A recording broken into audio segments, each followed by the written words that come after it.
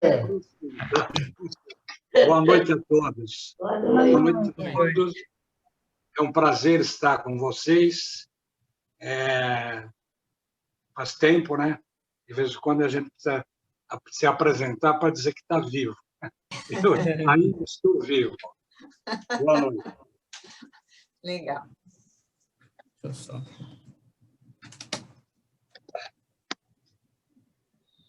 Wilson, vamos começando? Dá início a nossa... Hoje é a quarta? Ademar, Ciro, eu, Saulo, hoje é a quinta. Hoje é a quinta. Nesta sexta, a quinta. Temos o nosso Jailson Lima de Mendonça para bater um papo conosco. O esquema já é conhecido, querendo aprofundar a discussão, a questão, querendo colocar o Jailson na parede, principalmente, não tenham dúvida de que devem, né? A técnica jornalística é esta, é você espremer, até que a pessoa não aguente mais.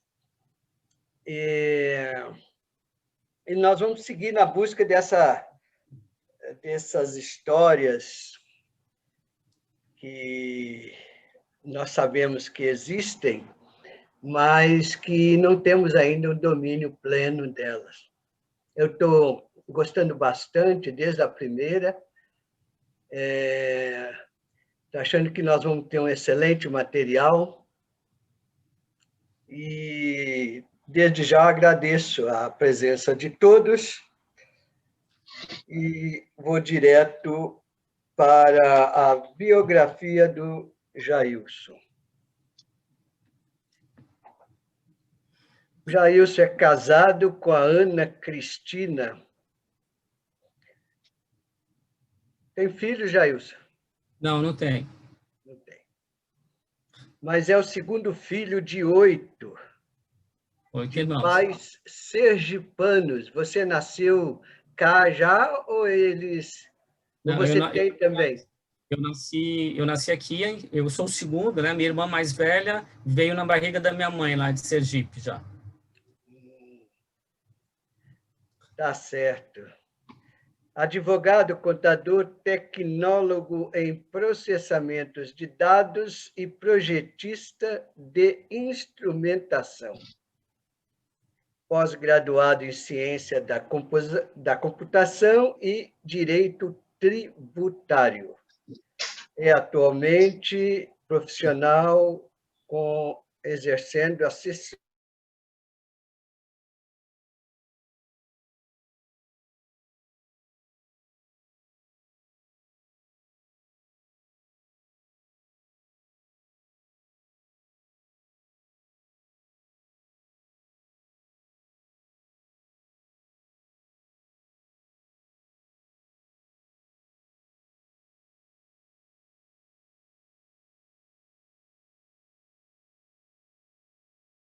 sua participação, especialmente da sua presença por bom tempo na Mocidade Espírita da época.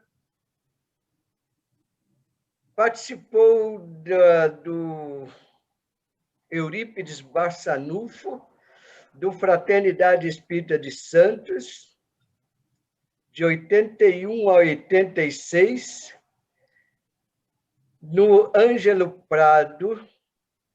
ME quer dizer o quê? Mocidade Espírita. Mocidade. Do Ângelo Prado e do Centro Espírita Ângelo Prado, agora como adulto, não é? Como cargo de presidente indicado pelo senhor Henrique Diegues. Presidente do DM, do Departamento de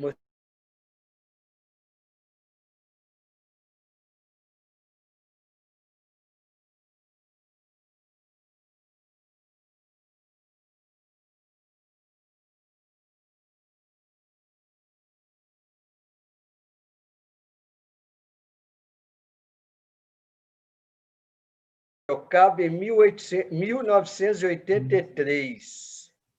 Depois da 12ª em Santo André, em 1984, e 13ª em 1985. Não deve ser 12ª, né, Jair? Deve ser segunda, terceira, não. É a 12ª Comelesp. Isso, mas depois a 13ª... A primeira que você participou foi a 11ª. A 12ª que ocorreu, aliás, a primeira foi a 11ª em Sorocaba. Isso, tá bom. Eu aqui não percebi, estava escrito aqui. Foi presidente da 14ª.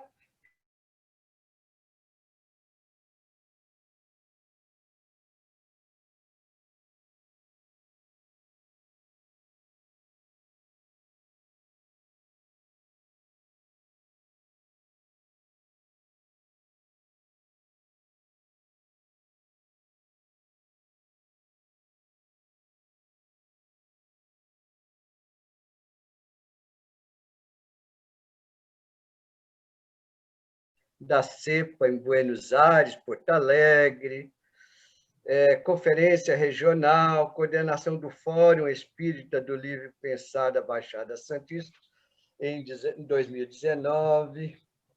Enfim, esse é o currículo resumido do Jailson. Jailson, eu vou começar, logicamente, pedindo para você retornar na memória lá para as mocidades. Eu estava, por um desses acasos, ontem, relendo uma entrevista do Deolindo Amorim, uma das últimas entrevistas que ele deu,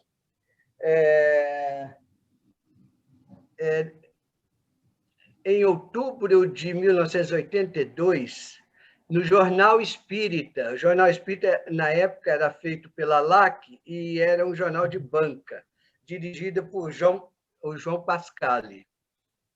E o Deolindo tem uma entrevista, uma página inteira. A última página do jornal, da edição de outubro de 82, é a página que tem o Deolindo. E me chamou a atenção porque a parte da entrevista ele está discutindo a questão dos jovens no movimento espírita. E, por exemplo, ele diz assim: o jovem quer respostas. E ele diz assim: o problema já não é o sexo. Ele já era favorável à discussão disso tudo naquela época. Mas a questão é que ele teve que responder algumas perguntas sobre o jovem, e ele já clamava por acreditarem nos jovens, pela liberdade deles de criarem, para tirarem fora esse negócio de ter medo do jovem, né? Ele sempre asseverava que o jovem era capaz, ele quer coisas. E imagina que, naquela época, havia um grande cerceamento, né, nas atividades dos jovens. Então, eu queria que você relatasse um pouco, porque você começou no Espiritismo pela mocidade, dizendo como é que você chegou e como é que você se entrosou nisto aí. Bom, eu venho de uma família grande, uma família católica. Eu sou o único espírita na minha família, assim, né? E quando eu fui mudei de um emprego lá em 1980 e fui trabalhar numa transportadora, e tinha um rapaz que era o chefe do departamento pessoal, e ele era lá de São Bernardo, e eu trabalhava em Cubatão, essa empresa era em Cubatão, e ele era espírita, dizia para mim que era espírita, eu não sabia nada disso, porque eu tinha sido católico, e católico de participar de missa, de comunidade de jovens, fui catequista, tinha carteirinha do departamento de jovens da igreja, e chegou um determinado momento que, por opção minha, eu cheguei à conclusão de que aquilo não estava me satisfazendo, e eu comecei a fazer algumas perguntas, tanto para o padre, para a freira que dirigia o grupo de jovens, e eles me cerceavam, né, nesse sentido. Eu não podia perguntar, não podia questionar determinadas coisas. Eles não admitiam que eu fizesse esses questionamentos, porque eu ia além daquilo que eles ensinavam lá, tal, né? E aí eu comecei a questionar Deus, e eles achavam isso um absurdo, tal, e eu questionei os dogmas, bom, e aí eu acabei saindo da igreja, né, por livre e espontânea vontade, não conhecia espiritismo, nunca tinha ouvido falar em espiritismo, né? E uns anos depois, uns 3, 4 anos depois, então fui trabalhar nessa empresa, e esse rapaz, ele falava que era espírita, e ele sabia que eu gostava de ler e tal, e ele falou, posso trazer uns livros para você ler? Ele queria me convencer a me tornar espírita e tal. E aí ele me trouxe o primeiro livro, eu lembro, o primeiro livro que ele me trouxe para ler foi um livro chamado Nosso Lar, de um tal Chico Xavier, e de um espírito chamado André Luiz. E eu levei, em uma semana eu li, aí devolvi para ele o livro, e ele ficou todo eufórico, esperando, assim, olha, e aí, o que você achou? Tal. Ele falou, mais um que entra para o nosso time. Eu falei, como assim? O que você quer saber? Não, o que você achou do livro? Eu falei, o cara, usei exatamente essa expressão, o cara viajou na maionese. Né? Eu falei, nossa, o cara tem uma imaginação, né, impressionante, né? Interessante, legal, um bom livro de ficção. Ele falou, não, isso é um livro que é verdade, não sei o que e tal. E aí não me convenceu. Ele trouxe outros livros do André Luiz, e eu li esses livros, mas sempre achando que isso era uma fantasia e que não tinha nada a ver, né? Porque a minha formação não era essa, né? Aí, naquelas coincidências da vida, eu omiti aí no meu resumo, currículo, de que eu estudei engenharia até a metade também, né? Mas como eu não terminei, não coloquei no currículo. Mas na época que eu estudava engenharia, um dia, e para mim, na minha cabeça, ia iniciar as aulas, eu fui para a faculdade, cheguei lá na portaria, não tinha ninguém, não era naquele dia, era na semana seguinte que ia começar a voltar às aulas. E aí eu encontrei ali um colega da faculdade, chamado Tony de Paula, e o Tony encontrou e falou, Tony, ele falou, eu achei que a aula começava hoje, e eu falei, eu também. Aí eu falei, vou voltar para casa. Ele falou, vou aproveitar e vou até o centro. Eu falei, como assim você vai no centro? Eu sou espírita, eu vou no centro espírita. Aí eu falei, eu pensando comigo, eu falei, não tenho nada para fazer, eu posso ir com você? Aí ele falou assim, pode, claro, né? Eu falei, e aí eu fui do caminho da faculdade até lá, porque eram algumas quadras, e questionando, né, o que eu vou fazer lá, o que acontece. Ele falou, calma, chega, né, vamos ver se chega lá. Que era exatamente a Fraternidade Espírita de Santos. E aí eu fui com ele para o centro, e aí tinha lá tinha uma leitura do Evangelho, e depois liam umas perguntas de um livro chamado Livro dos Espíritos. Eles liam uma pergunta e as respostas. Eu fiquei sentadinho lá no fundo, no meio do caminho ele falou, depois tem o passe. E eu falo, o que é passe? E o que acontece? Então, ele falou, não, tranquilo, tal, né? Aí falou o que era, e aí tudo bem. Mas o que eu achei muito interessante, que eu estava sentado ali no fundo, e aí não lembro qual é, mas aí leram a pergunta do Livro dos Espíritos. E eu lembro que eu falei, nossa, mas eu já fiz tantas vezes essa pergunta, né, e nunca ninguém me respondeu, na minha cabeça. E aí depois veio aquela resposta, eu achei sensacional. Eu falei, nossa, que pergunta e que resposta lógica. Aí leram mais umas 2, 3 perguntas e respostas, e aí eu falei, nossa, fantástico. Quando terminou, eu falei, Tony, que livro que é esse? Nossa, eu achei muito legal, tal, e comecei a perguntar, ele falou, calma, Jailson, olha, eu participo da Mocidade Espírita aqui, né? A gente tem reunião no sábado, tal, e você não quer vir? Aí eu falei, pô, legal. E aí, o que vocês fazem? Ele falou, a gente estuda o livro dos espíritos. Eu falei, pô, legal, né?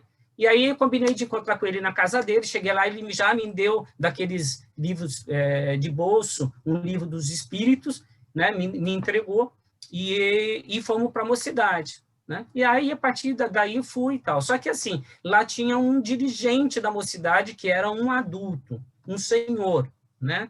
Senhor que provavelmente tinha a minha idade de hoje, né? Mas era um senhor que estava lá na Mocidade. E, assim, ele sempre perguntava para as pessoas e tal. Desculpa estar me alongando, mas é só para entender. Aí ele fazia as perguntas lá, e aí o pessoal não comentava e ele fechava. E aí eu devorei o livro dos Espíritos, aí depois comecei a ler os outros livros do Kardec, e aí eu comecei a, posso falar? Olha, eu não acho, eu não entendo muito bem assim, tal. E aí fui bom, né? Um ano depois eu era presidente da Mocidade, né? E foi interessante porque ele chegou para mim, me chamou do lado, e todo mundo estava lá antes de mim, mas o pessoal não estudava, assim, não pesquisava. Aí ele chegou para mim um dia e falou assim, Jailson, eu vou me afastar da Mocidade. Aí eu falei, como você vai se afastar? Ele falou, porque, não sei se você percebeu, não tinha alguém para coordenar, para dirigir a Mocidade, mas hoje já tem. Eu falei, mas quem que vai se dirigir? Você. Aí eu falei, o quê? Você vai ser o dirigente da Mocidade, você tem mais conhecimento do que aqueles pessoal que chegou lá, tal, né? Você já tem condições de levar. Eu falei, tem certeza, tal? Aí me levou lá para o presidente, dono do centro, e ele aprovou, e aí fiquei lá de 1981 até 1986, quando eu fui expulso do centro. Né? Aí depois eu conto essa história. Mas e aí eu fiquei, né, participando, aí era um centro religioso, e aquilo foi, e algumas coisas eu fui contestando, o dono do centro lá não ia gostando, né, com o tempo, e aí já lá para 1982 eu conheci, aí o pessoal foi fazer divulgação o Departamento de Mocidade da USE de Santos foi fazer divulgação de alguns eventos que eles estavam fazendo, comecei a participar desses eventos, junto com o pessoal das outras mocidades, e aí, em 1983, foi a primeira assim, atividade grande que eu fui participar, que foi a Comelesp, lá em Sorocaba, que, por sinal, muitos, né, dos meus amigos hoje aqui no Movimento Espírita são lá daquela época que eu conheço desde 1983, né? E já fui lá com o Mauro, Mauro, conheci o Mauro lá, né? Mas com o Ademar, com o pessoal da MEV e o pessoal de outras mocidades, do Ismênia, bom, várias mocidades daqui, a gente foi uma turma para essa. E aí comecei a participar, né? Aí fui para a 14ª, 15ª, e já fui, uma delas eu já fiz parte de comissão de doutrina, e aí em 1985 a gente assumiu a Comelesp de 86, que foi um marco, né, para mim e para nós, eu acho, essa Comelesp de 1986. Não só o evento em si, mas toda a preparação para esse evento, né? E aí a gente teve a Comelesp, tive a Comelesp em abril de 1986, e logo em seguida eu fui convidado a sair do Fraternidade, né, por conta das questões outras que estava o movimento adulto envolvido, né, e que o movimento jovem acabou sofrendo consequências. Mas você está falando do Deolindo, lá em 1982, né, e eu comecei só em 1983, mas aí eu vou percebendo que o movimento, em especial aqui na primeira assessoria leste, que englobava a Grande São Paulo, Baixada Santista, Vale do Paraíba e Vale do Ribeira, já era um grupo de pessoas já mais questionadores, em especial as mocidades do Grupo de Santos, né? A gente já vinha preparando aí, e eu vinha participando de eventos já com grandes discussões, com debates de assuntos, né, que fugiam da questão da questão da sexualidade, que não assunto que não deixou de ser discutido, né, no tempo que eu estava em Mocidade, mas outros assuntos, em especial ligados aos direitos humanos, à questão da ecologia, tal, a gente vai ver aí. Mas a gente pode ir conversando depois. E só porque ia parar, o Wilson levantou. Não, continue. Né? Bem, então eu vi que você... esse pensamento católico que presidiu você, sua família antes, de que maneira você acha que venceu essa base, né? Essa cultura que estava na base da sua existência? Como é que você venceu diante do novo que você tinha no Espiritismo? Na realidade, essa coisa é uma coisa que eu já pensava muito, né? E a minha família, apesar de ser uma família muito simples, pais semi-analfabetos e tal, eu considero que eles deram uma boa educação para a gente, né? E uma certa liberdade de se expressão, de pensamento, né?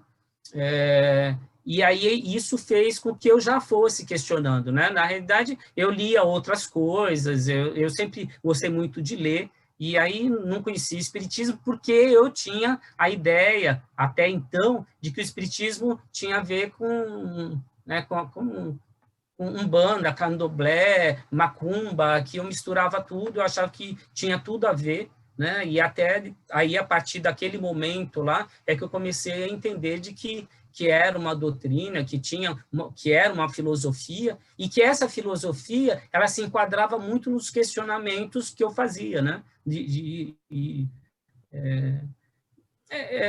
Outro dia eu estava em família, a gente estava comentando, né? Porque assim, a gente somos 8 filhos, são filhos diferentes, mas todos bem educados, eu diria assim, né?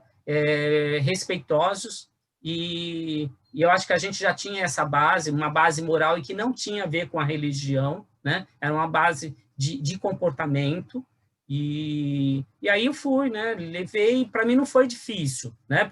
Primeiro porque eu já tinha me afastado, eu já não aceitava, então assim, e quando eu encontrei lá na doutrina uma filosofia que condizia com coisas que eu já questionava, que eu pensava, foi, né? Foi ótimo. Você começou lá na fraternidade, que você disse que era bastante religiosa, certo? Sim. Você foi para o Ângelo Prado. Isso. Mudou nesse aspecto? O Ângelo era menos? Eu diria que não, era menos. Na realidade, o Ângelo Prado era o centro do seu Diegues, né? Que eu não gostava na época muito disso, mas todo lugar que eu ia, é do centro do Diegues, e eu ficava assim, né? Jovem, eu falava, que centro do Diegues? O Diegues é dono de centro, né? Tal, e não é. E hoje o Ângelo Prado é o centro do Jailson, né? Então, assim, porque é referência, né? Então, ele era a pessoa, ele, a dona Anaí, eram as pessoas que saíam e representavam a instituição, né, em outros lugares, em outros eventos, né? E aí, o seu Diegues, ele conseguia manter lá no Ângelo Prado, tinha, claro, como hoje ainda tem, né? Pessoas que tem uma outra visão, não tem essa visão mais aberta, mais laica do espiritismo, né? Eu já tive muito problema lá, né? Nesse sentido, mas eu sou resiliente, né? Como fui também no movimento espírita. Mesmo quando houve o racha lá em 1986, eu persisti no movimento jovem até 1989. Né? E aí depois eu falo um pouco sobre isso aí quando eu entrar aí nas questões do departamento de mocidade da USE e tal, e algumas coisas que aconteceram. Mas o Ângelo Prado, na época do seu Diegues tinha, mas depois voltaram algumas outras pessoas que não frequentavam, deixaram de frequentar o centro e voltaram, e aí, de uma certa forma, tentaram trazer de volta um outro pensamento, né? Que eu tento, de toda forma, respeitar, né? E tento não bater de frente direto, né?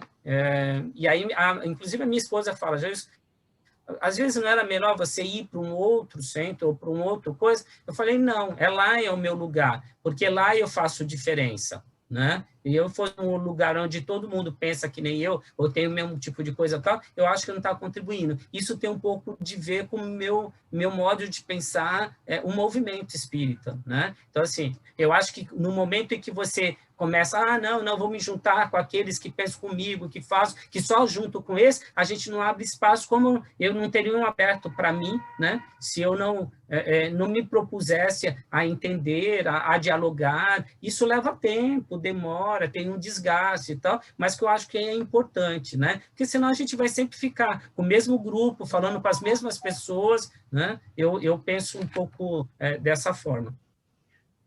Ô, Jailson, você disse que a Comelesp de 1986, a 14ª, que aconteceu aí em Santos e você foi o presidente, você disse que ela foi um grande marco, um ponto de destaque. Conta por que isso e quem é que estava com vocês naquela época batalhando. Então, eu vou ver até se eu acho aqui a relação, para ver se eu não esqueço ninguém. Por que ela foi? Porque, assim, no movimento jovem eu aprendi muita coisa, inclusive para a minha vida particular e para a minha vida profissional.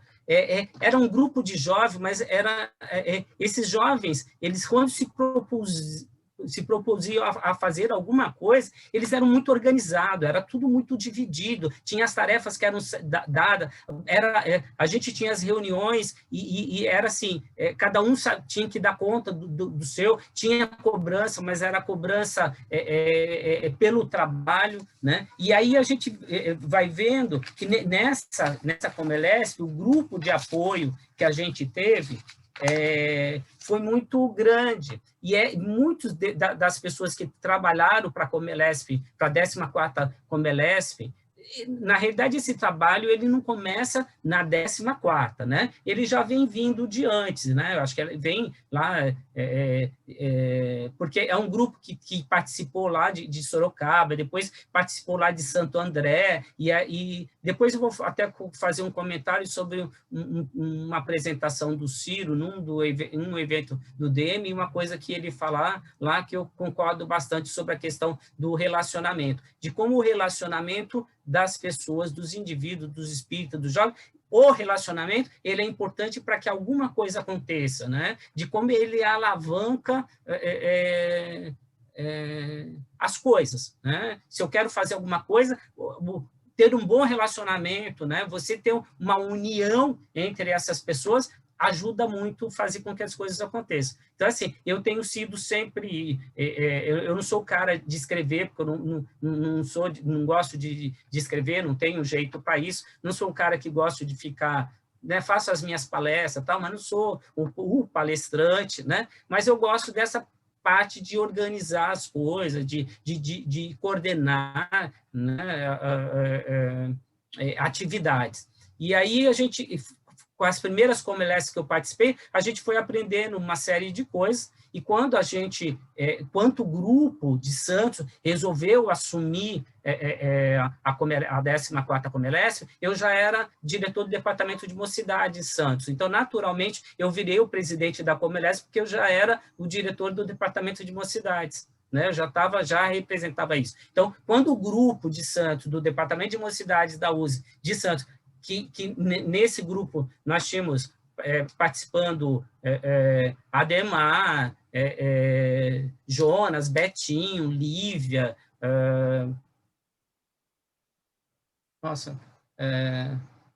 um monte de gente aí que fez parte da comissão. Eu vou ver se eu acho aqui para depois ver o nome de todo mundo que participava. Oi? Vladimir. O Vladimir, Grijó. Nossa, tem um monte de gente, eu queria ver se depois eu acho um papel aqui com o nome de todo mundo, e era um grupo de pessoas que já desenvolvia trabalho nas próprias mocidades, né? Em especial a MEV tinha uma estrutura, e sempre teve uma estrutura sempre maior, mais organizada. Tinha o pessoal do Ismênia de Jesus, né? Do grupo da mocidade lá do Ismênia de Jesus, que era um grupo que promovia atividades, eventos artísticos também, e aí também como que é? O Wilker, né, que foi o Rivaldo Moreno, vou lembrando das pessoas. Eram de várias mocidades. Oi? Eram de várias mocidades. De várias mocidades. Na realidade, foi o departamento de mocidades da USE daqui, que em 1985, que eu era o diretor do departamento, e aí a gente assumiu a Comelesp, e naturalmente me escolheram para ser, o grupo me escolheu para coordenar, para ser o presidente, e aí a gente formou a equipe, né, dividida, e era tudo muito organizado, como já era um pouco antes, mas a gente deu um upgrade aí, né? E aí o que foi interessante, assim, a proposta da Comelesp e os temas que foram trazidos, né? Tratando a questão dos direitos humanos, da ecologia, da própria, tratando de sexualidade, né? Mas, e aí já vinha trazendo, né, essas questões, questões que já estavam sendo, de uma certa forma, criticadas dentro do movimento adulto, que determinados tipos de questionamento, inclusive a política, né, sendo trazido para o movimento, e aí o movimento adulto não gostou muito do movimento jovem, está tendo essas discussões que nem o movimento adulto eles tinham, né? Então, a gente vai... As eleições da USE foram antes ou depois da Comelesp? Foi depois da Comelesp. Foi em julho a eleição foi em julho de 86, e a Comelesp foi em abril. Você diria... Jailson, eu acho que não, foi em 85 a Comelesp. Eu digo isso porque eu era solteiro e o Cláudio Mauro dormiu no meu apartamento, e eu casei no final de 85, então não pode ter sido. Não, pode ter sido outro evento, porque a Comelesp... Não, Comelesp. Que veio de SEC, não, 85. Desculpa, cara, eu sou presidente e eu estou com os papéis, tem até os jornais. Está errado toda a data aí. Só se ele veio para a pré-Comelesp. A Cláudia era presidente da MEV e a gente participou disso aí tudo. Desculpa. O Alexandre Sec não participou, foi o Ney Albach. A Comelesp foi o Ney Albach, não foi o Alexandre Sec. Sec foi. Eu fui junto em 80, eu acho que em 86, porque foi a primeira viagem que eu fiz com meu tio para ir, né? Aqui, ó. Jornalzinho da 14ª Comelesp. E qual é a data aí? Em 1986. Que foi lá no Ismênia. Foi no Ismênia. Naquela escola ao lado, no Ismênia. Isso, na escola Ó de Progresso. Isso. Eu só quero achar uma folha depois aqui. Ô, Alexandre, foi em 86, porque eu estava fazendo internato e estava em Santos. Até 85 eu ainda morava no Rio. Tenho certeza que foi 86 mesmo por conta disso. Como é que o Cláudio de Mauro dormiu lá no meu apartamento? Não, deve ter sido outro evento. Pode ser outro evento. Prévia, talvez? A gente estava sempre fazendo eventos. Pode ser. Mas eu tenho certeza que foi 86, porque depois eu fui presidente da 16ª Comelesp, que foi em 88. Também tem uma história aí também. Cadê? Agora você vai ter que explicar o que você estava fazendo com o Mauro. Cláudio de Mauro. O Cláudio Mauro ele foi lá no meu apartamento, dormiu lá. Agora, eu acho que foi na Comelesp, mas eu posso estar enganado. Pode ter sido convidado para alguma outra coisa. Provavelmente outro evento. E aí... Mas foi em julho a eleição da USE. Eu sei bem disso porque eu estava participando, eu era o candidato a diretor do Departamento de Mocidades do seu Diegues, né, que era já do meu centro, né, porque eu fui assim que acabou a Comelesp, eu fui para o Ângelo Prado, fui convidado, né? Porque, assim, na realidade, antes mesmo da Comelesp acontecer, eu já tinha recebido o ultimato para sair lá da mocidade Eurípides Barçanufo, lá do Fraternidade. Jailson, explica para a gente que não é de São Paulo, que não acompanhou isso aí, o que é a Comelesp? O que era, o que é a Comelesp? A Comelesp é uma confraternização de mocidades espíritas, e o estado de São Paulo ele é dividido em várias regiões, leste, oeste, noroeste, e são chamadas de assessorias, né? E a primeira assessoria é essa que vai a Grande São Paulo, Vale do Paraíba, Baixada Santista e Vale do Ribeira, é a primeira assessoria. Então, é essa daí que tem a Comelesp, é a região leste do estado de São Paulo. E era um evento, assim, de 300, 400 jovens participavam. Era patrocinado por alguma federativa, pela federação, pela USE ou não? Ou era um movimento independente? Não, ele fazia parte do organismo da USE. Não. Aqui tinha a Comelesp, mas tinha a Comenoesp, Comeleste, tinha várias, e ao mesmo tempo, todas as regiões estavam fazendo eventos de jovens, reunião de jovens, que acontecia na Semana Santa de todos os anos. Mas sempre ligada à USE, a União das Sociedades Espíritas do Estado de São Paulo. Exato. Agora, Jailson, como é que você disse que a estrutura, mas também a temática, fez uma inovação com a introdução de temas mais arrojados.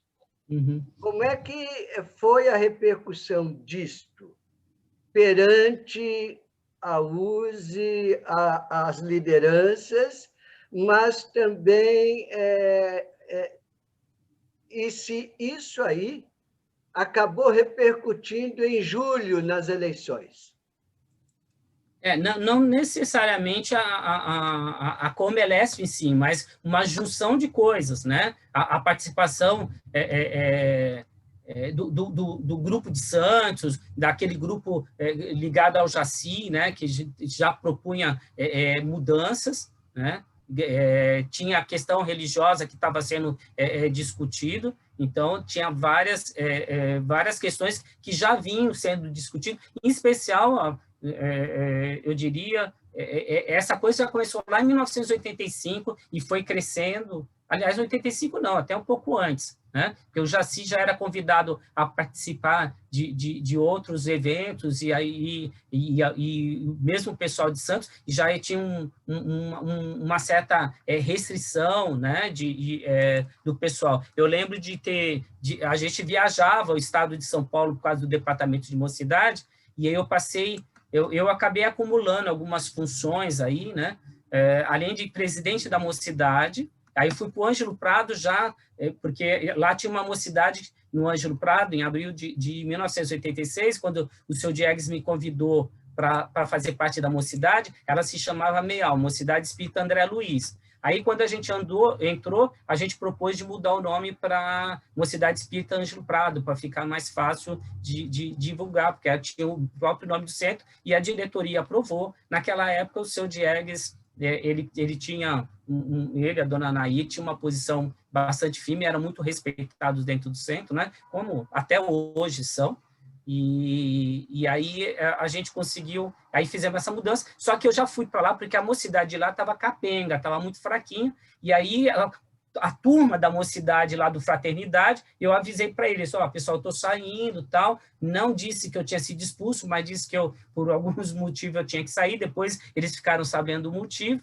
e aí eles falaram, vão com você, ficou 1 ou 2 lá, mas todo mundo da mocidade foi junto, e aí eu já comecei lá como presidente, fui apresentado para a diretoria, aprovado como presidente da mocidade, e fiquei de lá até, sou o remanescente da mocidade lá do Ângelo Prado, quer dizer, o último membro de mocidade no Ângelo Prado fui eu em 1989, quando eu resolvi acabar com a mocidade, porque não tinha sentido, tinha eu e 2 pessoas, tal, e aí eu já estava para casar, tal, falei, já não sou tão jovem assim, eu vou para o movimento adulto. Já participava do centro, dos eventos do centro, e aí eu definitivamente parei com a mocidade, e a gente não conseguiu retomar mais, até hoje a gente não retomou. Bem, então, como é que foi o desenvolvimento da Comelesp de 86? Como é que foi o transcurso? Correu tudo bem? Mesmo com a presença de representantes do Paraná, não houve nenhum entreveiro?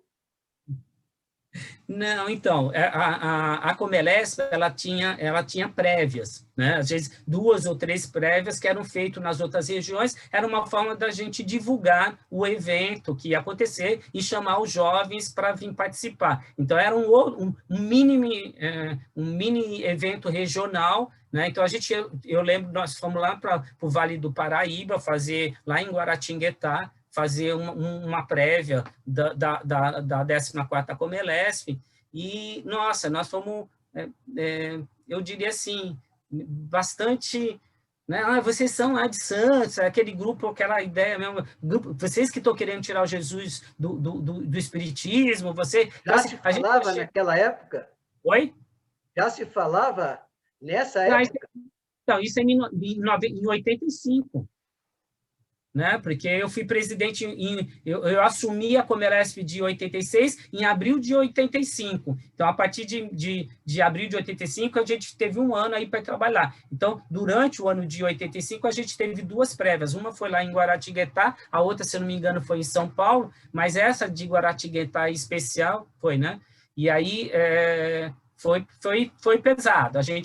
Eu sofri um bullying lá, junto com o pessoal que foi comigo, porque não foi fácil. O pessoal vinha armado, que nós era aquele do grupo que era Jesus, e que a gente que queria tirar a religião, e aí era complicado. Mas a gente conseguiu fazer o trabalho lá, tal, né? E aí algumas pessoas vieram, aí a gente tinha, e aí isso é importante, a gente tinha alguns amigos que já participavam lá nas reuniões da assessoria seccional, ou do departamento de mocidade da USE, e essas pessoas que representavam lá, elas a gente chamava e falava assim, ó, vão ajudar aí, né, que a coisa não é bem assim, né? Mas muitos deles também já estavam... Fala, Leonardo.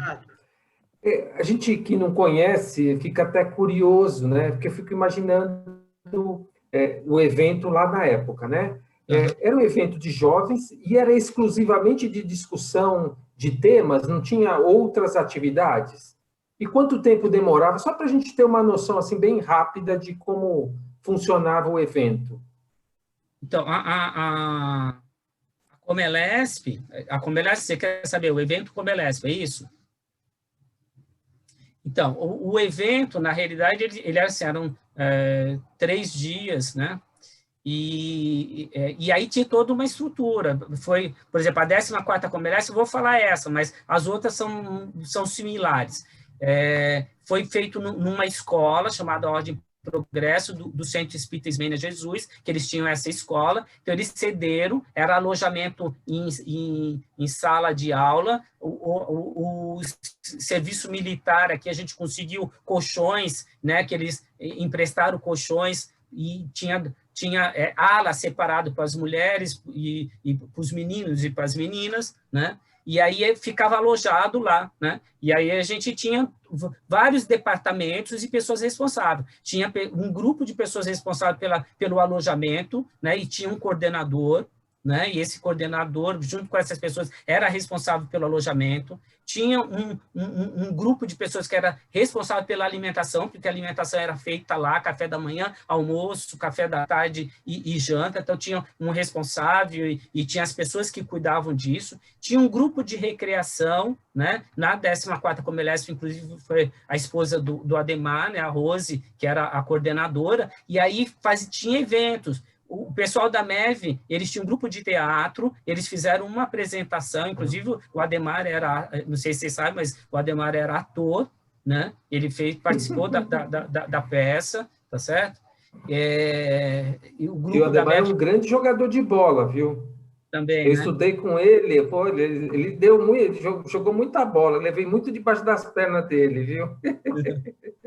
E aí tinha uns horários que tinham eventos culturais, né? Tinha eventos que eram feitos de integração no pátio da escola, e o grupo de recreação é que montava isso. Tinha o grupo de divulgação, né? Que fazia a divulgação. Tinha a comissão de doutrina, feminina, né, que era, na 14ª, era coordenada pelo Jonas Coelho, tá certo?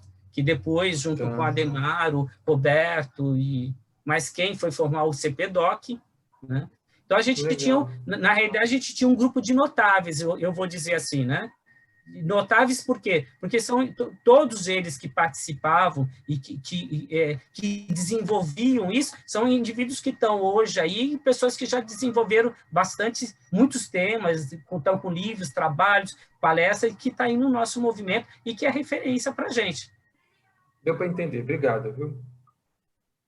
E como é que foi o transcurso da Comelesp? Eu estou vendo aqui que a Magda fez uma... Wilson, posso só fazer um comentário rápido? Pode. Tem uma coisa, que até para o Léo é importante, tem uma coisa que já era uma tradição, que já vinha das Comelesps anteriores, e que que a gente fez em Santos também foi muito marcante, é assim, não havia interferência qualquer dos chamados adultos. Nós, jovens, é que organizávamos absolutamente tudo. Nós tínhamos total autonomia para definir quem eram os convidados, qual era o temário, qual era a dinâmica, a parte cultural. Assim, não havia nenhuma hipótese, uma intromissão. A gente não tinha sequer que ficar dando grandes satisfações, né? A não ser para questões mais logísticas que a gente dependia, né? Mas, assim, isso era uma tradição do movimento de mocidades dessa Zona Leste de São Paulo, mas que não era a regra do movimento espírita de maneira geral. A gente tinha um ou outro lugar, um pouco essa autonomia, mas era muito característico, né, dessa turma da capital, da grande, do ABC, da Baixada, do Vale, né, que era essa coisa da gente ter mais autonomia. Legal. O importante é isso, é mais o pessoal da primeira assessoria, que é essa região São Paulo, Baixada Santista, tal, o mesmo não corria o interior lá, né, que tinha uma interferência. Então, eu queria saber como é que transcorreu os debates, todo o evento, e a Magda fez uma postagem aqui agora dizendo que a 13ª Comelesp, que aconteceu no ano anterior, né, em 85, aqui em São Paulo, ela teve a participação de 310 jovens de 15 cidades. E a Comelesp, a 14ª aí de Santos, teve 156 jovens de 13 cidades. Então, houve uma queda aí substancial de jovens, de presença. Eu não sei se isso aí pode ser explicado melhor. Se puder, relata. E também faz um relato de como transcorreu os debates, principalmente os debates dos temas. Então, na realidade, o nosso boletim informativo da 14ª Comelesp, nós chamamos de Quatro Santos, né? Porque nós tínhamos a expectativa, exatamente porque no ano anterior teve 300 e poucos participantes em São Paulo, nós tínhamos a expectativa de trazer 400 para a Comelesp de Santos. Ocorre que foi exatamente o período em que recrudesceu, né, a discussão no movimento, né, assustou muitos jovens e houve por parte de uma parte do movimento adulto aí que boicotou, né, a participação dos jovens na Comelesp. Então, por isso, realmente houve esse decréscimo.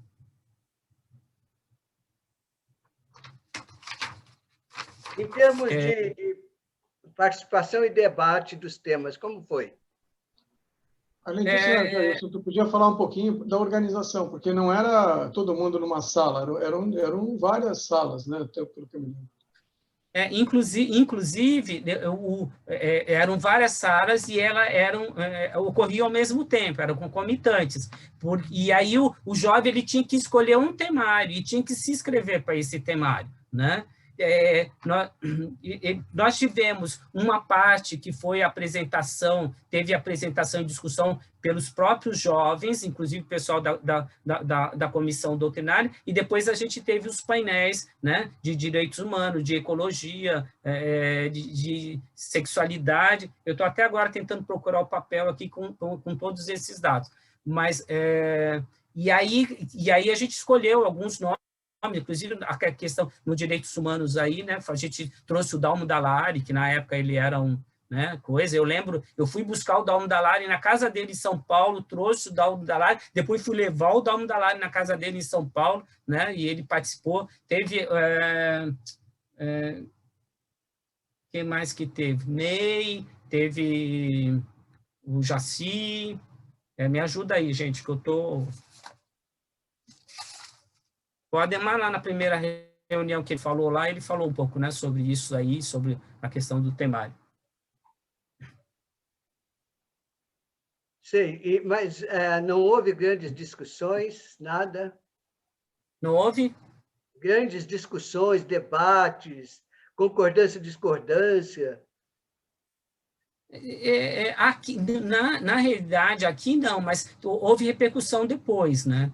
Tá certo? Por causa dessas questões. Mas aí eu que estava participando do departamento de mocidade da USE estadual, de vez em quando, algum desses nomes, por exemplo, o Jaci foi falar não sei aonde, e aí tinha uma repercussão. O Cláudio de Mauro ia falar, tinha uma repercussão. Inclusive, depois eu até vou pegar alguns, vou pisar aqui algumas partes de algumas reuniões que eu peguei, com alguns comentários colocados em reunião do departamento de mocidade, que tem a ver com essa questão do pensamento, né?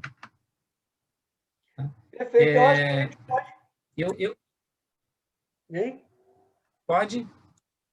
Eu acho que a gente pode agora analisar, o Ademar falou um pouco já quando foi entrevistado, mas eu queria ouvir a sua opinião, porque o evento da Comelesp foi feito em abril.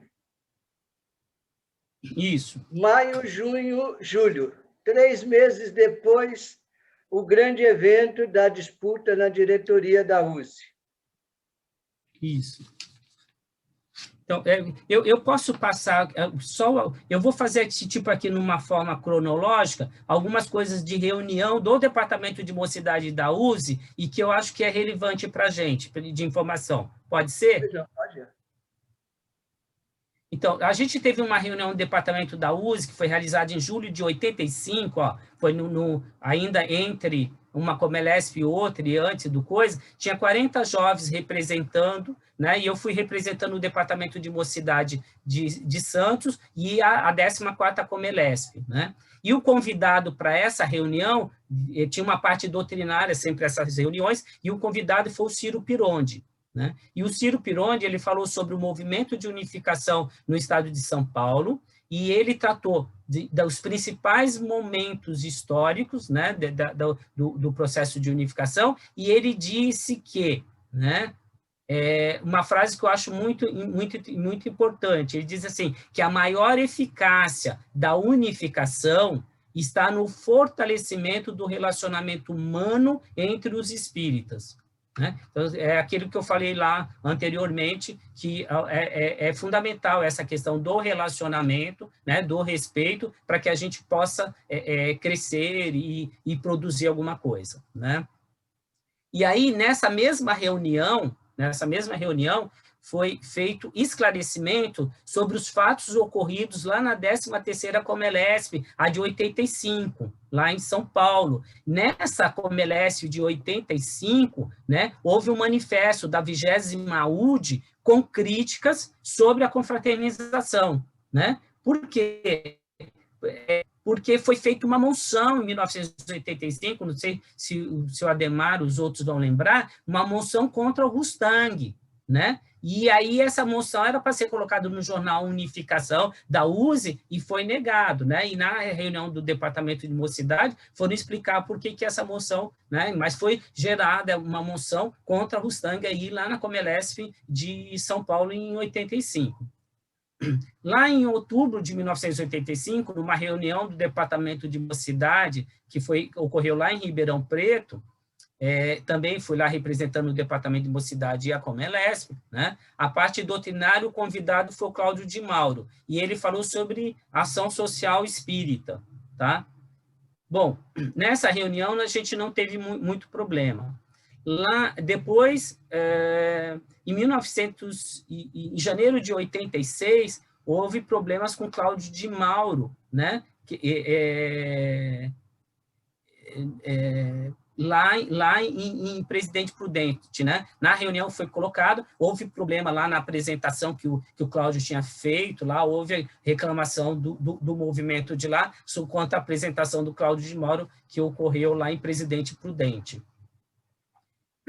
E aí, já passando depois do evento da eleição da USE, né, em agosto de 86, numa reunião em São Paulo, do Departamento de Mocidade, a gente recebeu uma notícia de que o diretor, né,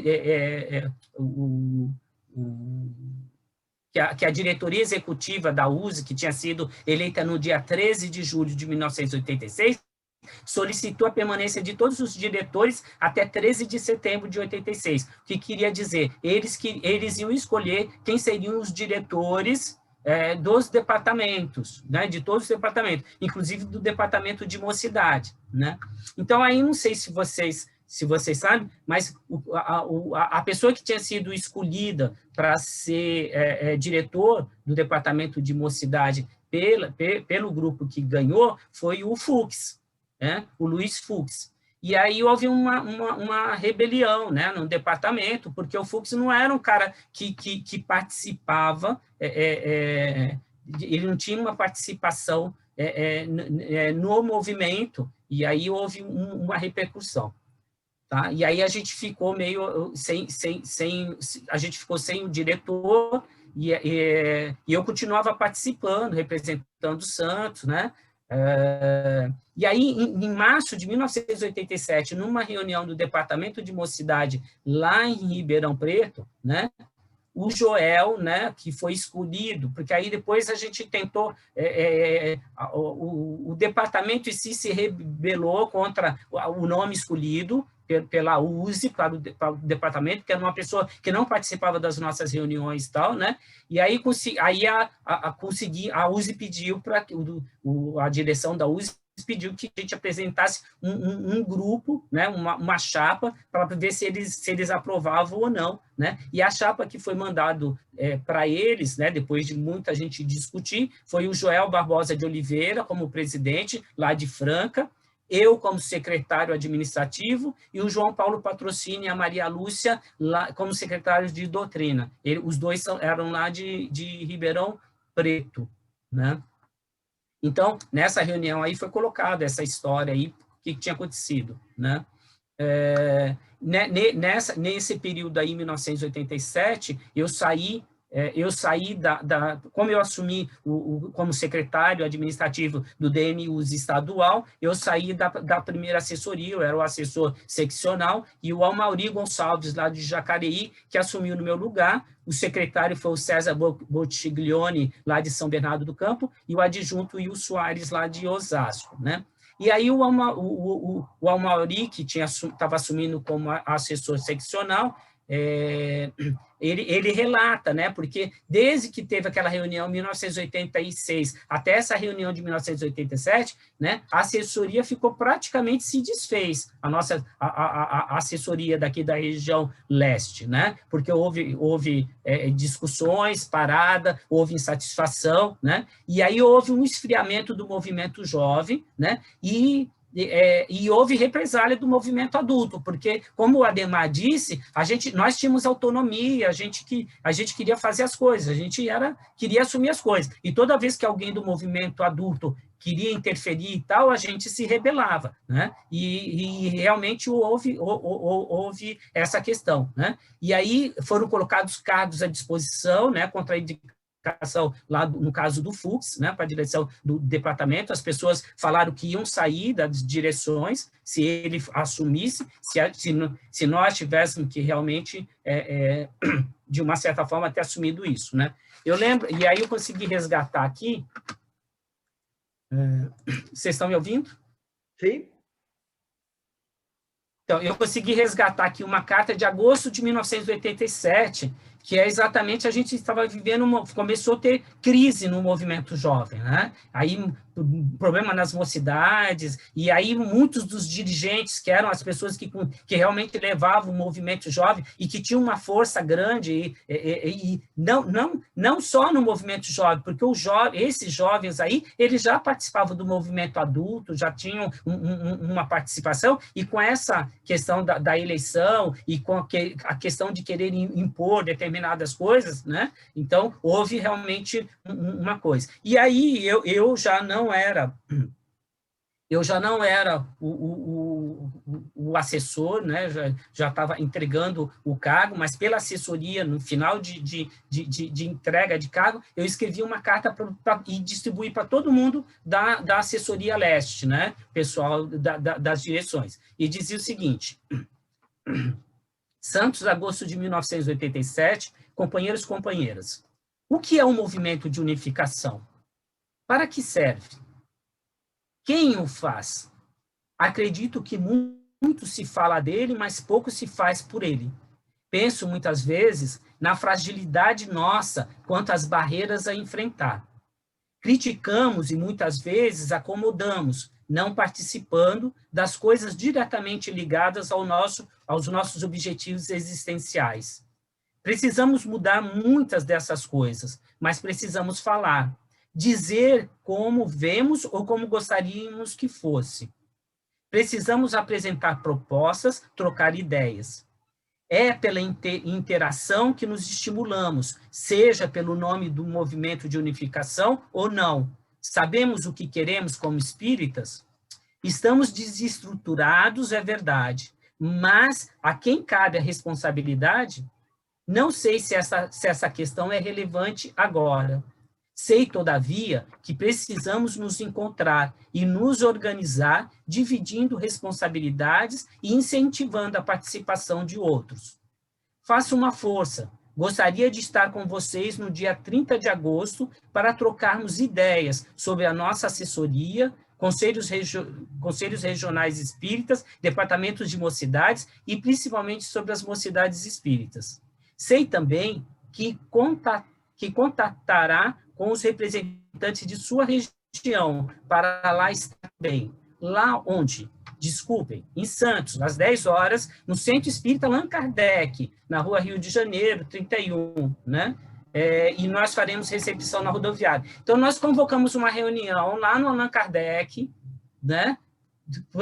Dos dirigentes da seccional, para a gente tentar levantar, só para vocês terem uma ideia do desgaste que houve, né, após a chapa ter assumido lá, o desgaste que houve entre o movimento jovem e o movimento adulto, e aí eles começaram a querer impor coisas, diretrizes doutrinárias, formas de reuniões, o que deveria ter nas nossas reuniões, e queria que a gente engolisse o diretor do departamento que eles quisessem, né? E aí era um indivíduo que, seja bom ou ruim, não estou questionando o Fux, mas ele não era participativo das nossas reuniões, do nosso movimento, né? Então, aí houve uma rebelião. E eu, como estava muito comprometido, muito envolvido, me senti no direito de fazer uma convocação geral, né? E aí a gente fizemos essa reunião. E aí, a partir depois, entreguei o departamento de mocidade daqui de Santos, mas eu tinha preparado alguém para assumir, que foi o Roberto Gonzalez, né? O pessoal de Santos aí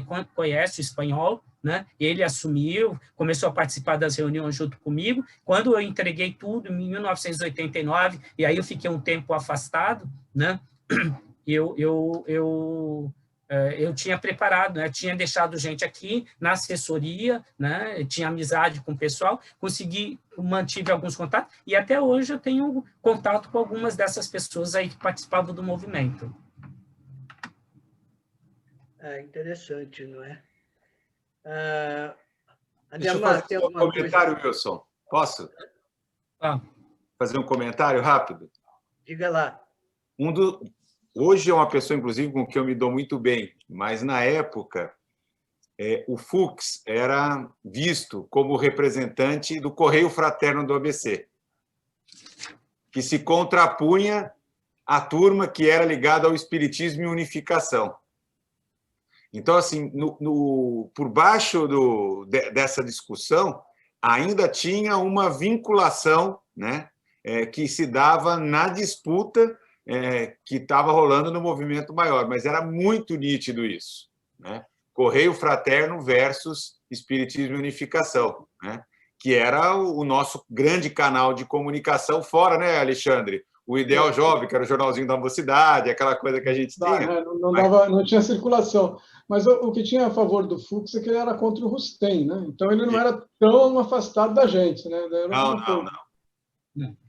Mas, inclusive, depois ele se aproximou muito, por outros motivos, a gente passou a ter mais contato, ele passou a participar do simpósio. Né?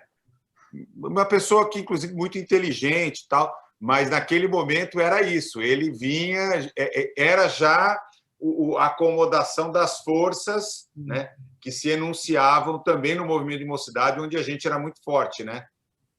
E não era contra eles trabalharam ele. muito bem, né? Esse pessoal que entrou e assumiu, eles entraram para destruir mesmo. E fizeram bem feito aqui em Santos, pelo menos, eles aniquilaram de tal maneira. Agora não era contra ele. Sim. Não era contra ele, mas era com a imposição de uma pessoa que não conhecia o nosso dia a dia, né? A vivência que a gente tinha era isso. Deixa eu te dizer uma coisa, eu tenho que tirar essa aparência fora, porque, na verdade, o Fux nunca integrou, de fato, a equipe do Correio Fraterno. Mas nós não éramos da equipe do Espiritismo e Unificação também, Wilson. Nós não éramos da equipe. Não, mas eu quero te dizer... Era um jogo de influência, é de outra coisa que nós estamos falando aqui. A equipe do Espiritismo e Unificação era o Jaci, era o Zé Rodrigues. Não éramos nós. Nós éramos ali os que entregavam, até escrevia de vez em quando. É de outra coisa que eu estou falando. Pois é, mas quando você diz que o Fux era visto por esse prisma, eu acho interessante, porque eu tentei fazer com que o Fux se integrasse na equipe, mas o Fux nunca foi de assumir esses tipos de compromisso. Ele era meio en passant.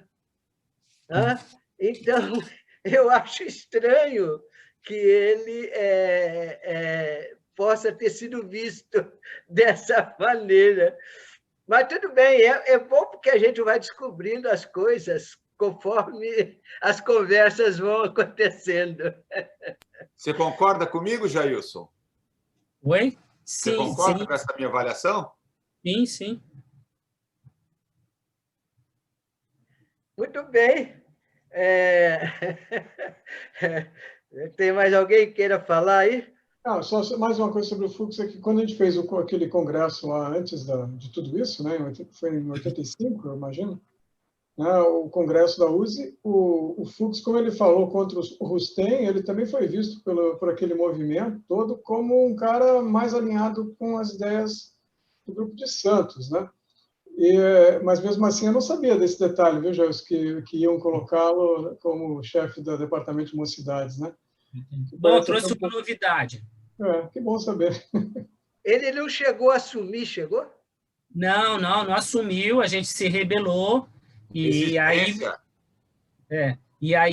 ficou um tempo, e aí até que a executiva lá pediu qual era a proposta, e a gente foi discutir, e a gente acabou fazendo um alinhamento aí, né? Porque eu podia simplesmente, como eu era o candidato a ser o diretor, né? E a minha chapa não ganhou, eu ia ser o diretor estadual, eu podia simplesmente ter saído do departamento, mas eu acreditava nessa, como acredito em parte, né? Essa questão da unificação, de que a gente tem que tentar se relacionar e tal, né? E aí a gente montou lá e mandou a proposta. O Joel Barbosa, lá de Franca, que ele era, né, mais para o grupo mais religioso, né? Eu tinha uma boa representatividade, era bem quisto por todo o grupo do Departamento de Mocidade, e aí eles tiveram que aceitar meu nome lá como secretário, eu fiquei como secretário, e o João Paulo lá, que é, né, lá de Ribeirão, que acabou, e a Maria Lúcia, que acabaram ficando como a parte de doutrina. Né? Muito bem. Agora, veja que interessante, né? O Jailson pertencia à mocidade do Centro do Seu Diegues, que foi o candidato da chapa. Paulo quer falar, viu, Wilson? Hã? Quem? O Saulo quer falar. Saulo, diga, meu amigo. Eu não sei se já abriu para pergunta. Não, mas a gente já está no diálogo. É uma pergunta mais relativa ao meu estado aqui. Jailson, como é que surgiu o nome do professor Ney Albach para falar nessa Comelesp aí? Eu sinceramente acho que talvez o Ademar saiba mais, porque veio da comissão de doutrina. A gente tinha comissão, e eu não participava às vezes de todas as reuniões, mas a comissão de doutrina ela tinha liberdade para montar, né? Eu participava, aí a gente tinha as reuniões gerais, que o Jailson fazia as cobranças e tal, mas acho que o Ademar talvez, porque foi a comissão... Betinho e Eugênio Lara. O Betinho e o Eugênio Lara conheciam muito a produção do Ney, respeitavam demais como educador, né? Então foram os dois que propuseram o nome dele. E o Ney... Mais o Betinho foi quem, naquele momento, mais defendeu, até do que o próprio Eugênio. Mas eu lembro muito bem do Betinho sugerindo o nome dele. Eu fiquei numa sala do... Então, eu lembro, mas o Ney já tinha participado de algum evento antes, né? Já em Santos, já tinha vindo. E aí eu lembro de coisas. Olha, eu resgatei aqui, ó, a comissão de doutrina da 14ª era o Jonas Gonçalves Coelho, o Betinho, o Eugênio, o André, o Ney, do Ismênia, o Wilker, o Vladimir, a Ademar, a Lívia, a Cláudia, o Cláudio, que era lá da Mocidade Remanescente, lá do Fraternidade, o Reinaldo e o Luiz, do MEBEM. Eles formavam a comissão de doutrina. Tá? Eu queria colocar que, assim, lembra que eu falei que eu fui convidado a me retirar lá do centro? E aí é muito interessante, porque anos depois eu recebi um telefonema do presidente, ele era presidente vitalício, né, do centro, e aí ele me ligou e me pediu que queria conversar comigo, eu achei muito estranho e tal, aí eu fui conversar com ele, o Zé Luiz, né, Zé Luiz lá do Fraternidade, e aí ele veio e falou para mim que ele tinha errado, de que eu tinha razão, e aí foi quando ele começou a votar, e inclusive depois ele abriu o centro, o Fraternidade, nós fizemos evento lá, ele participou dos nossos eventos, só que ele era uma pessoa que ele não preparou a continuidade dele. Então, o pessoal que assumiu lá, porque ele já está com bastante idade e tal, com os problemas de saúde, e aí o pessoal que assumiu lá não bem mais, né, do lado religioso, e que não aceitou conversar com a gente, pelo menos até agora, né? Então, enquanto ele se redimiu, tá certo? E, né, abriu o centro, participou, tal, e nós fizemos o fórum, né, lá. Era bom falar também do fórum daqui da Baixada Santista, que a gente tem... Antes de chegar no fórum, deixa eu te segurar só um pouquinho. Como é que foi a transição? Pô, você falou aí da questão até as eleições, o pós-eleição, no que tange a mocidade, essa coisa toda. Agora, eu queria saber como é a transição para a CEPA, de vocês, do Ângelo Prado, porque o MEV e o Allan Kardec, o SEAC, estava mais lá, né, na luta. Como é que você vê essa transição do grupo com você e tal? Então, o seu Diego sempre manteve muito contato. Naquele período aí eu deixei o movimento jovem em 89, comecei a me dedicar um pouco mais para o centro, né? E aí, de uma certa forma, eu fiquei fora. Tanto é que, por exemplo, o CPDOC, ele é fundado em 88, eu não participo disso, né? 89, eu venho participar depois do CPDOC. Eu tive, assim, foi o tempo, deixei o movimento jovem, casei, e aí eu dei um tempo, né, do movimento jovem e tal, mas mantive participando de alguns eventos que o Ângelo Prado participava, né, e aí a gente continuava ainda tendo... Fala, o senhor. Essa ligação, Wilson, foi através do seu Diegues, porque eles era o Jaci, a dona Palmira, seu Diegues e a dona Nair foram no congresso da CEPA em Foz do Iguaçu, naquela reunião, e eles começaram a estar mais junto do John, né? Respondendo ao John, então começaram, foi através do seu Diegues essa aproximação da CEPA. E a dona Anaí se referia ao John como aquele menino. Mas foi Mar del Plata, viu, Luciano? Mar del Plata. Eles começaram aí. Eu lembro que eu levava... Teve alguns que o Ciro foi junto, acho que 1 ou 2 o Ciro foi junto desses encontros fora, porque eles chegavam e eu levava até o aeroporto, me despedia deles ali.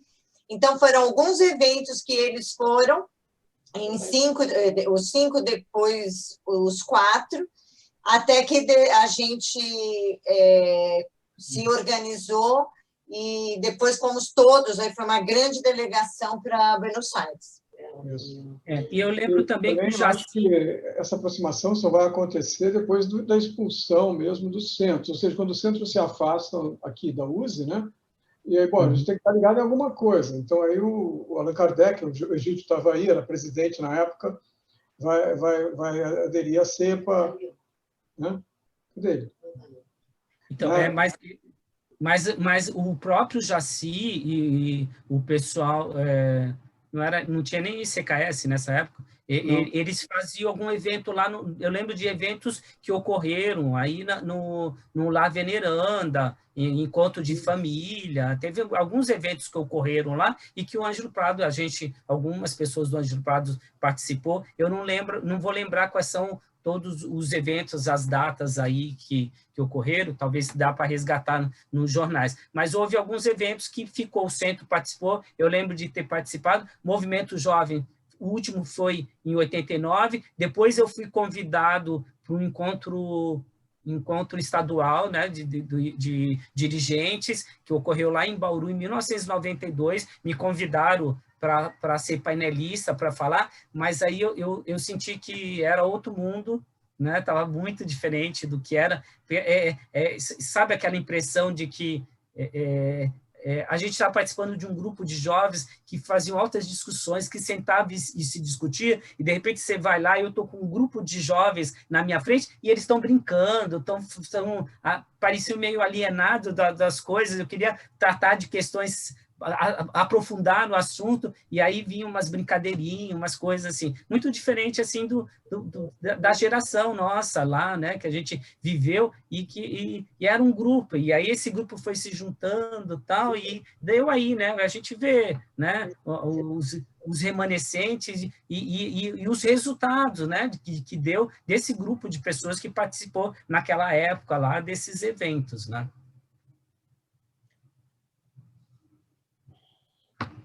Jailson, se você não participou da fundação, quando você veio para o CPDOC e por quê? Então, eu continuei ainda contato com as pessoas e continuava recebendo correspondência e eu não lembro exato, eu sei que foi em 1994, por aí, que eu comecei a participar, se eu não me engano, 93, 94, bom, já foi bastante, tinha pelo menos uns 5 anos já, ou 6 anos que já tinha acontecido o CPDOC.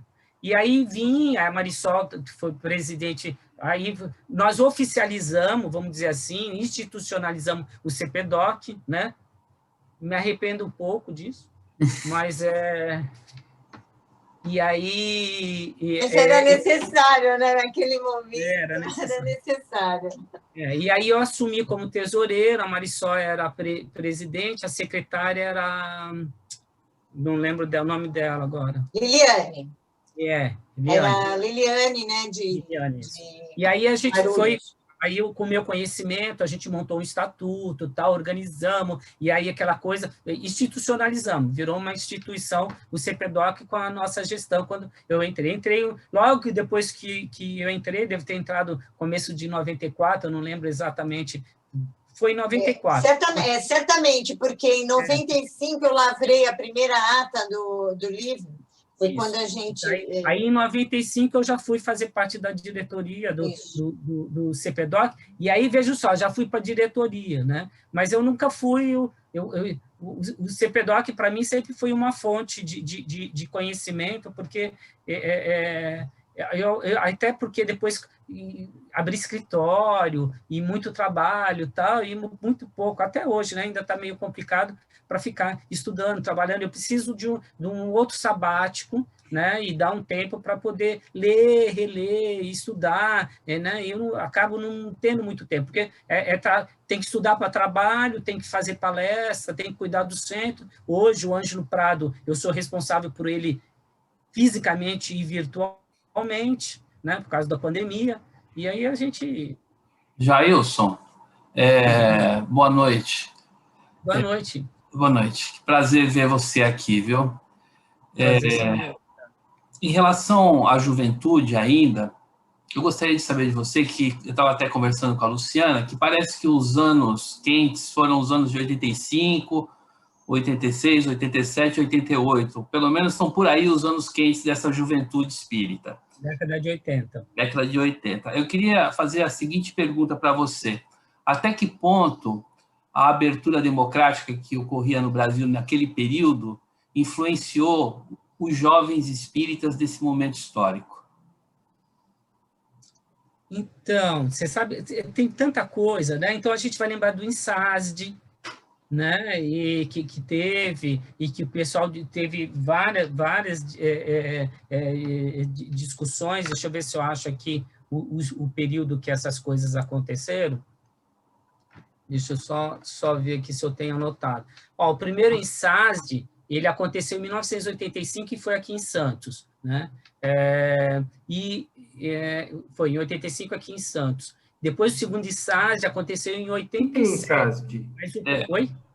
O que é? O que é a sigla? Encontro Nacional sobre social. O Aspecto Social da Doutrina Espírita. Doutrina Social Espírita. Encontro Nacional da Doutrina Social Espírita. Então, Jailson, apenas complementando, mas na sua percepção, o quanto que os ventos democráticos da época impactavam ou não aqueles jovens espíritas daquele período? Na sua percepção, assim? Eu não diria assim, porque, por exemplo, a Constituição, nossa, é de 88, né? Então, a gente vai ver que no movimento jovem, a gente, eu não sei, não diria que foi a questão bom, tudo bem, aí tem a questão da abertura, mas... Direta já, Jailson. Oi? Teve abertura, direta já. A gente estava nesse caldo todo. O Saulo colocou... Por que o Cláudio de Mauro foi dormir na minha casa? O Saulo colocou INSASD de encontro sobre o aspecto social da doutrina espírita. Isso. E tinha prévia também, porque teve prévia em São Paulo, que a gente participou. Eu acho que a gente estava nisso tudo, né? Não, e eu lembro que houve um movimento, que houve discussão, depois, na época da Constituição, de se discutir os aspectos constitucionais também. Lembro que a gente teve reunião. Não, é que eu fui falando uma coisa, mas eu pedi um pouco a data aí, né? Mas não, houve sim, né? Houve as diretas, a partir de 1984, a participação, né? Muito de nós participamos desses eventos aí, e isso daí mexeu. Mas tem uma coisa de geração aí, porque tem uma construção, mas tem uma coisa de geração também na minha cabeça, porque depois eu não vi esses grupos. Eu não sei se depois relaxou, o que aconteceu, se a questão do país mudou, e eu sei que realmente houve... teve umas questões aí, o pessoal estava falando que a gente houve uma perda de QI aí, houve uma perda de QI da geração aí, né? Não tem um negócio que o pessoal está falando aí? E eu acho que assim houve porque como eu continuei acompanhando ainda o movimento jovem por algum tempo, eu fui percebendo que depois, né, e alguns eventos que teve, eu cheguei aí visitar uma Comelesp que teve aqui em Santos, num período depois, também não lembro como, mas era outra coisa, as discussões eram outra, o nível de discussão era outro, entendeu? Né? Então, assim, não é uma coisa que teve continuidade. Então, eu acho que, assim, essa turma toda são filhos da abertura política mesmo, né? São pessoas que lutaram por isso. Tem um detalhe aí, que antes, eu não falei para vocês, eu fiz parte da JOC. Vocês sabem o que é JOC? Juventude Operária Católica, na época da ditadura. Eu me escondi, eu tinha reuniões escondidas, só que era ligado à igreja. Né? Tinha um grupo de jovens lá, inclusive tem colegas daquela época, né, que participaram desse movimento, que estão hoje na CUT, estão no PT, estão em outros lugares, em outros partidos, né, da esquerda, né, e que eu fiz parte da JOC. Tinha a Pastoral da Juventude, que também se juntava nessa época, também era bem atuante, né? Mas a JOC ela era bem mais política mesmo, assim, né? A gente tinha discussão. Inclusive, eu lembro quando a gente se reunia ali numa casa na Rua da Constituição, ou atrás da igreja, lá na Zona Noroeste, a gente tinha que chegar, andar até a esquina, ver se não tinha ninguém seguindo a gente e tal, tinha que dar a batidinha lá e disfarçava para poder entrar. A gente tinha umas reuniões, era assim, muito... E eu passei esse período. Mas a gente vai vendo que realmente tem uma construção, né? As discussões das diretas, da abertura, né? Contra o coisa. Essa é uma geração que ainda vivenciou essas coisas e que realmente isso mudou. Depois vem uma geração que não sabe, né? Hoje em dia tem geração aí que não sabe o que é ditadura, que teve ditadura, ou que tem coisas desse tipo ocorreram aqui no Brasil. Para eles não tem... Né? Plínio, você quer falar? É mais ou menos aquilo de que não sabia o que era espiritismo quando eu cheguei lá, né? Plínio, ignorante, né? Não, é rápido, é a respeito do INSASD. O INSASD, nós fizemos o segundo INSASD em São Paulo. O foco do segundo INSASD foi retirar propostas para serem encaminhadas para a comissão constituinte, ou seja, esse foi o enfoque do INSASD, ou seja, nós trabalhamos o tempo todo. Nós fizemos um documento, né, e entregamos esse documento para o Tami, para o Ayrton, que era um deputado federal pelo MDB da época, Ayrton Soares, o Aurélio Miguel não, era o judoca lá, o Aurélio alguma coisa, que era um deputado também federal. Nós fomos até o gabinete aqui em São Paulo do Ulisses Guimarães, sabe, entregamos, ele nos recebeu rapidinho. Tá? Então, enfim, nós entregamos para um monte de deputados as propostas todas, né, que saíram do INSASD, que eram propostas para a Constituinte. Então, estava nesse meio, ou seja, era essa a situação que dominou todo o segundo INSASD. Inclusive, as críticas foram porque todas as propostas saíram meio... Né, naquele tempo, o pessoal falava que saiu tudo comunista, né? A proposta era todas as propostas. Então, foi editado um livro. Foi editado um livro. Eu tenho um livro. Se chama Espiritismo e Sociedade. O tema do Espiritismo e Sociedade. E aí eu tenho até aqui, ó, do INSASD. Eu peguei agora, o Plínio estava falando, e aí tinha arte espírita e sua contribuição social, educação espírita e evolução social, arte espírita com a Giane Dark de Castro, a Educação Espírita e Evolução Social com a Dora Encontre, Espiritismo e Participação Política com Ailton Paiva, Imprensa Espírita e Questões Sociais com Wilson Garcia, Justiça e Direitos Humanos com Marília de Castro, o Centro Espírita e a Sociedade com Mauro Espínola, o Desenho Arquitetônico e o Centro Espírita com Ciro Pironde, o Evangelho segundo o Espiritismo com Maria Eni Paiva, O Trabalho com Almir Del Prete, Reforma Agrária e Espiritismo com Cláudio de Mauro, Uma Visão Médica do Aborto com Flávio Migueli, né? Realmente foi questões... Agora, Jailson, deixa eu só completar um negócio. O mais interessante do INSASE foi o formato deles, que o Plínio está chamando atenção.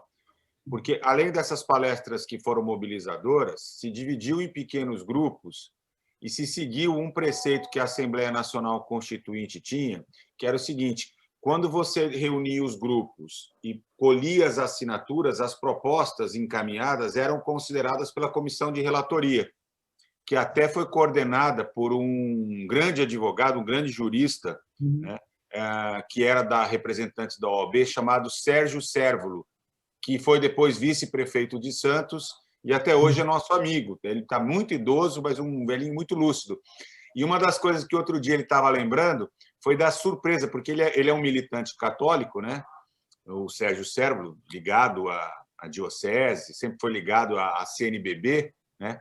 E à própria OAB, mas ele lembra da surpresa que foi receber propostas progressistas dos espíritas que vieram desse INSAGE, né?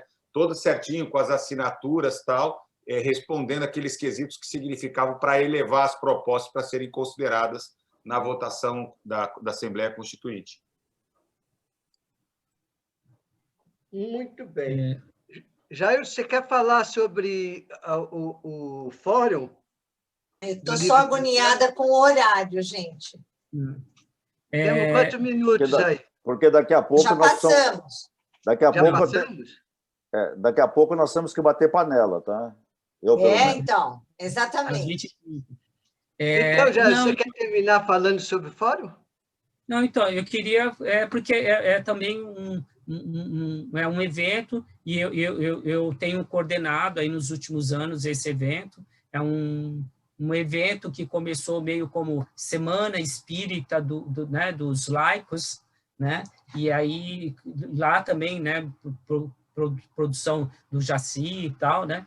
E aí, eu não sei a partir de qual ano aí a gente começou, com certeza, a partir do congresso da CEPA realizado aqui em Santos, que eu fui vice-presidente, o Ademar presidente, a gente assumiu a coordenação aí, né, meio...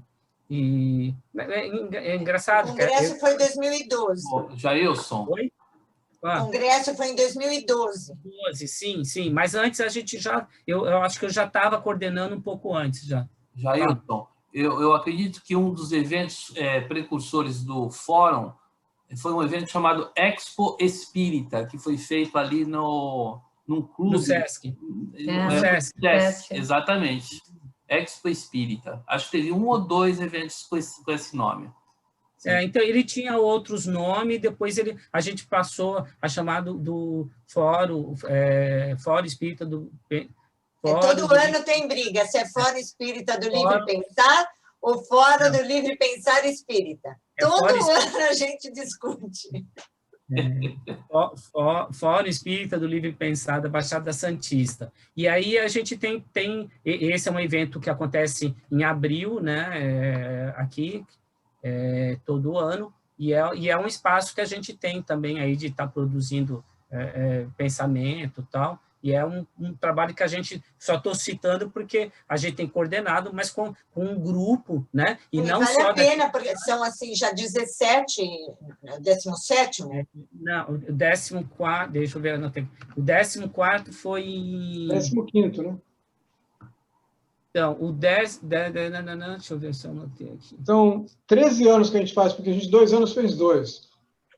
Então, se 13 anos menos 2019, porque a gente não fez esse ano, né? 20. Começou em 2006.